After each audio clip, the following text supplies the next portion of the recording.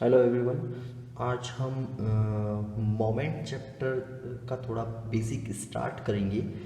तो जैसे कि आपको पता होता है कि एक जनरल, हम जैसे एक बार एक जनरल सा नॉलेज लें कि मोमेंट क्या होता है। मोमेंट क्या होता है? Moment is force multiply by perpendicular distance. तो force multiply by perpendicular distance जैसे कि मोमेंट होता है। तो सबसे पहले जैसे कि हम एक स्टार्ट करते हैं कि हम एक जनरल सा एक देखते हैं कि फोर्सेस अगर किसी फाइनाइट साइज की बॉडी के ऊपर एक्ट करता है तो वो उसके ऊपर एक टर्निंग इफेक्ट प्रोड्यूस कर सकता है। तो टर्निंग इफेक्ट प्रोड्यूस कर सकता है, तो इसको समझने के लिए हम एक जनरल सा एग्जांपल देखते हैं। जैसे कि कोई एक हमारे पास एक व्हील है, हमें इसमें इसके अंदर हमको दिख रहा है जैसे कि हमारे पास एक व्हील दिया हुआ है।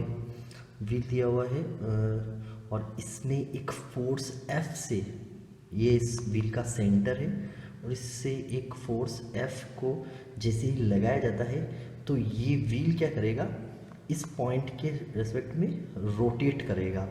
और इस रोटेशन की डायरेक्शन किससे डिसाइड होगी? इस फोर्स की डायरेक्शन से डिसाइड होगी।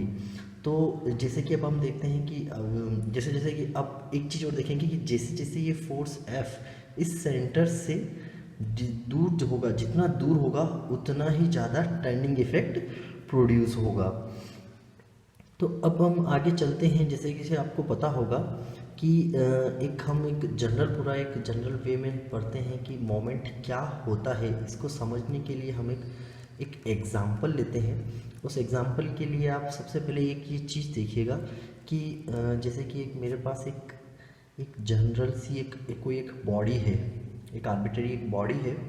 इस बॉडी में एक पॉइंट ए आपको दिया हुआ है और एक फोर्स P है, एक फोर्स F है जो पॉइंट P के ऊपर एक्ट कर रहा है।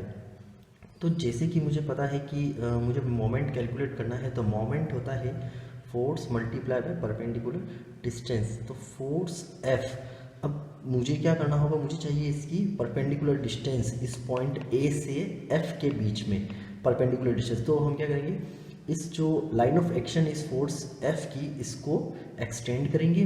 एक्सटेंड करने के बाद में इस पॉइंट A से उस लाइन ऑफ एक्शन के ऊपर एक परपेंडिकुलर ड्रॉ करेंगे।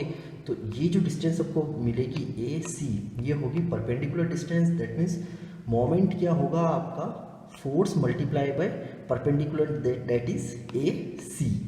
तो अब एक चीज़ और आपको थोड़ा सा ध्यान रखना पड़ेगा कि अगर ये जैसे कि लाइन ऑफ एक्शन है, इस लाइन ऑफ एक्शन के ऊपर जैसे कि अभी फोर्स आपका पॉइंट P पे कर रहा था एक्ट, अगर अब मैं इसी फोर्स को पॉइंट Q के ऊपर प्लेस कर देता हूँ और यहाँ से एक्ट करता हूँ, तो क्या मोमेंट में कुछ चेंजेस होंगे? नहीं, मोमेंट में कोई चेंजेस नहीं होंगे। क्यों? क्योंकि जो लाइन ऑफ एक्शन है वो लाइन ऑफ एक्शन सेम रहेगी। अगर लाइन ऑफ एक्शन सेम है दैट मीन्स परपेंडिकुलर डिस्टेंस भी सेम रहेगी और फोर्स आपका सेम है ही है, तो मोमेंट आपका अनचेंज्ड रहेगा। अब एक और चीज़ है कि जो हम एक चीज़ ये देखिए, हमेशा हमको ध्यान रखना है कि नेगेटिव साइन हम एंटी क्लॉकवाइज के लिए ले रहे हैं और पॉजिटिव साइन हम क्लॉकवाइज के लिए ले रहे हैं।